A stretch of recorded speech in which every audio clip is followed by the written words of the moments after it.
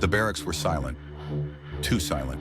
A British officer stepped forward cautiously, his boots echoing through the dimly lit corridor. He had heard whispers, rumors of rebellion. Then, a gunshot. His chest burned.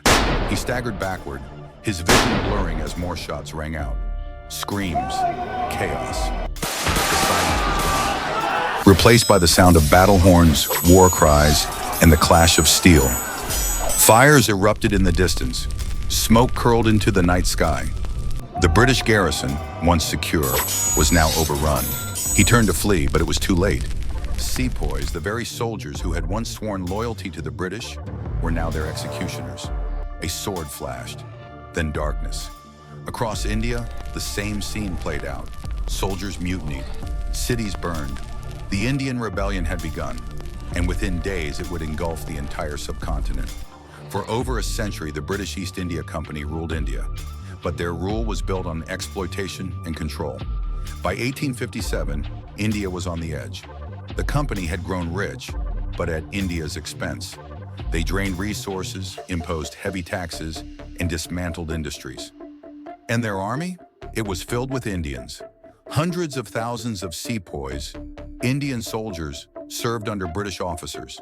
They fought Britain's wars, protected British interests, but they were never seen as equals. Low pay, harsh discipline, disrespect toward their religions and traditions. Then the final spark, a single bullet, a new rifle, the Enfield P-53. Its cartridges were rumored to be greased with cow and pig fat, an insult to both Hindus and Muslims. To use the rifle, sepoys had to bite open the cartridge. To them, it wasn't just disrespect, it was sacrilege. Anger spread like wildfire. And then on March 29, 1857, a sepoy named Mangal Pandey snapped.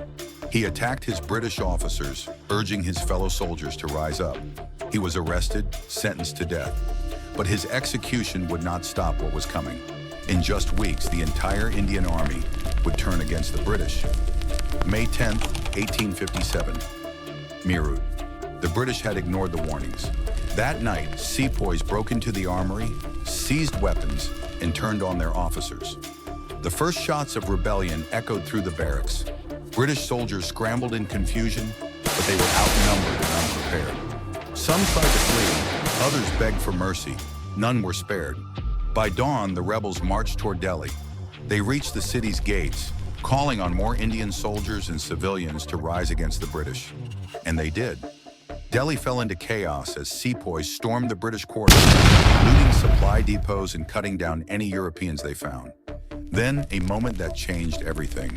The rebels declared the last Mughal emperor, Bahadur Shah II, as their leader. It had been nearly a century since the Mughals had any real power, but now, the empire's name became a rallying cry. The rebellion spread like wildfire. Within days, entire regions were in flames. Kanpur, Lucknow, Jhansi, Bareilly. Cities erupted in mutiny, British officers were executed, and rebels seized control. Maharani Lakshmibai of Jhansi, one of history's most fearless female warriors, took up arms and led her army into battle. Everywhere, the British were being hunted. Then came Kanpur, one of the darkest moments of the rebellion. Hundreds of British men, women, and children trapped inside a besieged compound, surrounded by rebel forces for weeks. Starvation, disease, desperation. When the British finally surrendered, they thought they would be spared. They were wrong. The survivors were slaughtered. Their bodies were thrown into a well. Word of the massacre reached British command, and from that moment on, the British would show no mercy. The rebellion had changed. This was no longer a fight for freedom, it was a war of survival. The British did not just fight back, they wanted revenge, and they took it with merciless brutality.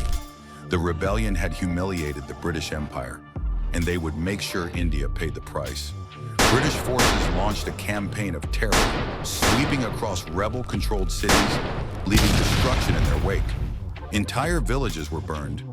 Sepoys who had surrendered, executed without trial. The British invented a new and horrifying punishment. Rebels were tied to cannons and blown apart, their bodies ripped to shreds. Public hangings became a daily spectacle. Hundreds of men at a time, left hanging from trees, bridges, and roadsides as a warning to others. In Delhi, where the rebellion had begun, the British unleashed hell. Civilians, men, women, and children were massacred in the streets. The city's great landmarks, centuries of Mughal heritage, were reduced to rubble. The last Mughal emperor, Bahadur Shah II, was captured and exiled. His sons, executed. Their heads were presented to him on a silver platter. The Mughal dynasty was extinguished forever. The British had won, but they knew one thing. India would never be the same again. The East India Company was finished. The rebellion had exposed its corruption, brutality, and incompetence. And so, in 1858, the British dissolved the company. But this was not a victory for India, because now India wasn't just controlled by a company, it was controlled by the British Crown. Queen Victoria became Empress of India, and the country was placed under direct British rule. For the next 90 years, Britain tightened its grip. More soldiers, more surveillance, harsher laws. But beneath the surface, something was changing. The rebellion had planted a seed, a desire for true independence.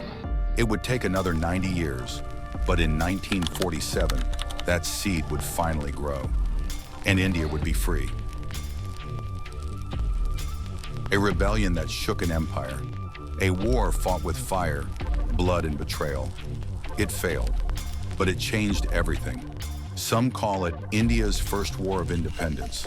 Others call it a lost revolution. What do you think? Let us know in the comments. And if you want more dark, untold stories from history, subscribe and hit the like button. Because the past is filled with shadows, and we're just getting started.